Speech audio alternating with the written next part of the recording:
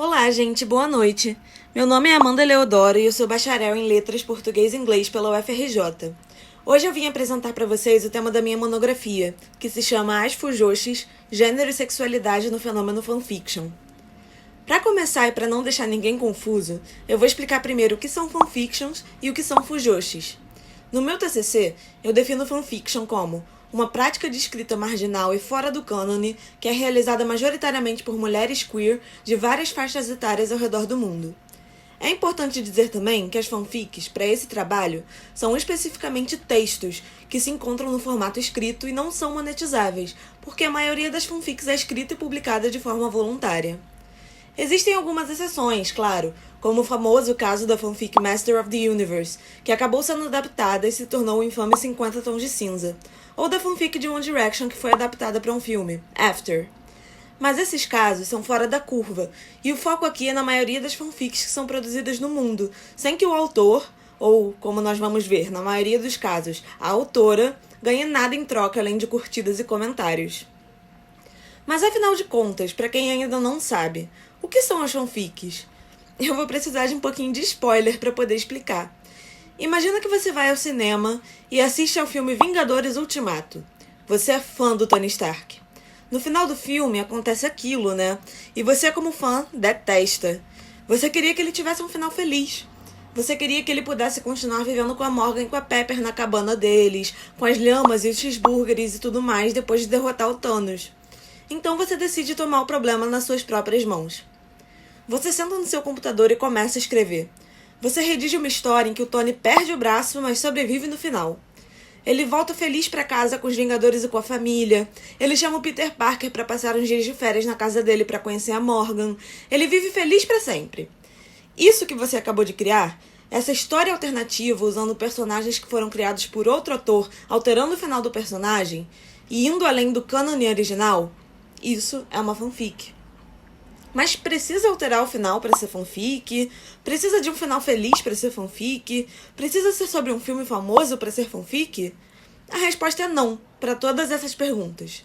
Eu mesma escrevo fanfic desde os 12 anos de idade, e nem sempre foi sobre fandoms famosos. Eu passei muitos anos escrevendo fanfic sobre os clássicos Miseráveis, do Victor Hugo, em que os personagens continuavam morrendo no final, mas a história se passava nos dias atuais. Essa era a única diferença. A verdade é que a fanfic abre porta para muita liberdade criativa. Eu posso trazer os personagens de Os Miseráveis para os dias atuais, eu posso enviar os Vingadores para uma era vitoriana steampunk, eu posso escrever uma história em que os Vingadores são uma boy band em vez de super-heróis, enfim, eu posso escrever o que eu quiser. Se a história tiver personagens que foram criados por terceiros e mudar o rumo do enredo ou da personalidade desses personagens, a história é considerada uma fanfic. Se a história for sobre pessoas da vida real inseridas num universo alternativo, ela também é considerada uma fanfic. As primeiras fanfics a serem chamadas por esse nome surgiram nos Estados Unidos na década de 60, com os fandoms de Star Trek, Jornada nas Estrelas, e de Star Wars, Guerra nas Estrelas.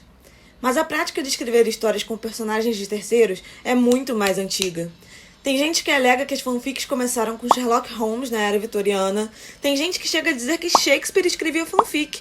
Afinal, Júlio César, Antônio Cleópatra e os Henriques, todos existiam na vida real. Eu não vou entrar nesse mérito polêmico aqui, mas a verdade é que o ser humano é um animal criativo, e por causa disso a fanfic é algo que sempre teve potencial para existir, desde que começamos a escrever histórias. Mas o que sempre me chamou a atenção sobre as fanfics e o que me motivou como leitora, escritora e apaixonada pelo gênero foi a percepção que eu tive ali inserida no meio de que a maioria das pessoas criando e consumindo essas histórias eram mulheres. E não só mulheres, mas mulheres majoritariamente queer, criando e consumindo histórias majoritariamente queer também. E é aí que entram as fujoshis.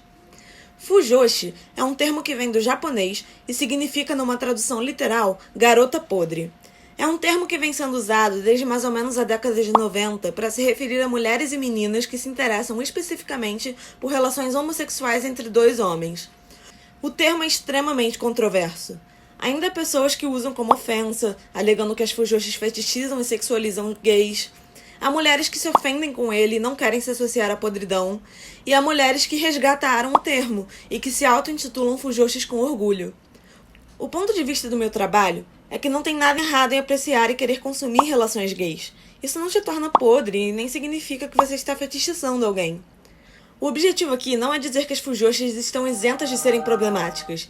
Existem sim fujoshis, ou fujos, que seria a forma mais pejorativa do termo, que fetichizam casais gays e que banalizam a homofobia sofrida por esses casais.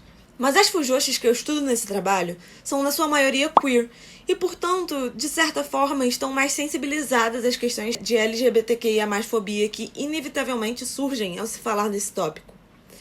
A pesquisa de engajamento que eu realizei através do Google Forms em 2021 para a monografia foi feita em 2 línguas, português e inglês. Ambas foram divididas em 3 partes: perguntas para o público geral, perguntas para leitores de fanfic e perguntas para escritores de fanfic. A pesquisa em português teve 140 respostas de todas as regiões do Brasil, e a pesquisa em inglês teve 1.326 respostas de todos os continentes do mundo, com exceção da Antártida.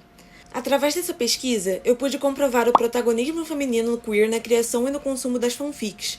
74% do público era composto por mulheres e 20% estava fora do binarismo de gênero. Além disso, 75% do público fugia do espectro cis-hétero, sendo 42% dessas pessoas trans. Esses dados confirmaram não só a forte feminilidade e queerness por trás das fanfictions, mas também o status marginal desse gênero literário. Isso nos leva a uma pergunta: por que as fanfics são tão populares dentre as mulheres queer? Eu passei muitos anos me perguntando isso, porque meus amigos héteros não pareciam se interessar tanto em fanfics quanto eu. Foi depois de muito conversar com pessoas queer que eu percebi: o mercado literário queer não nos supre. É óbvio que existem hoje muito mais livros queer do que existia 20, 30 anos atrás, mas ainda assim a conta não bate. A quantidade de romances héteros medíocres ainda é muito mais alta do que a quantidade de romances queer que sequer conseguem ver a luz do dia.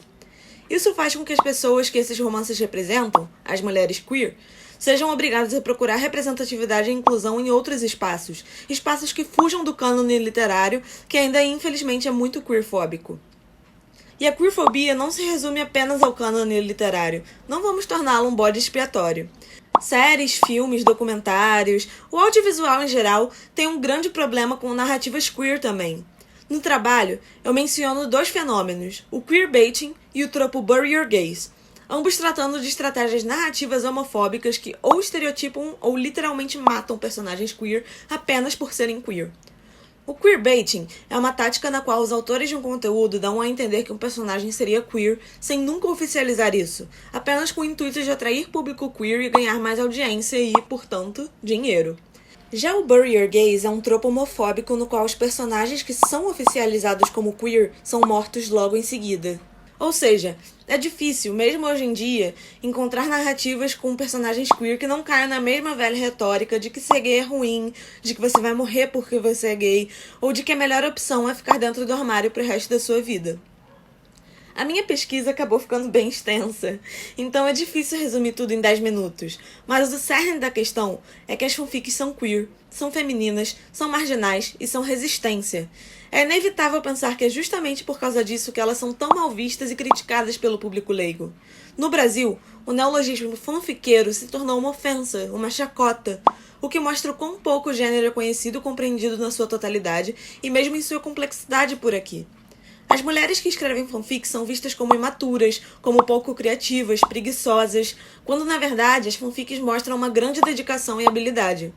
Afinal, o texto literário mais longo do mundo do qual se tem registro escrito é uma fanfic de 12 milhões de palavras chamada The Loud House Revamped. Como chamar de preguiçosa uma pessoa que escreve um texto que tem quase 15 vezes o tamanho da Bíblia? Em resumo, é isto. As fanfics demonstram um problema inerente ao mercado e à sociedade, que é a queerfobia e o machismo institucionais.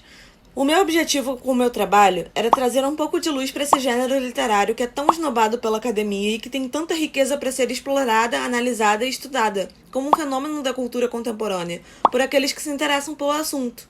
Por exemplo, várias pessoas que responderam à pesquisa eram de países do Oriente Médio, que, como todo mundo sabe, não é o local mais queer-friendly do mundo.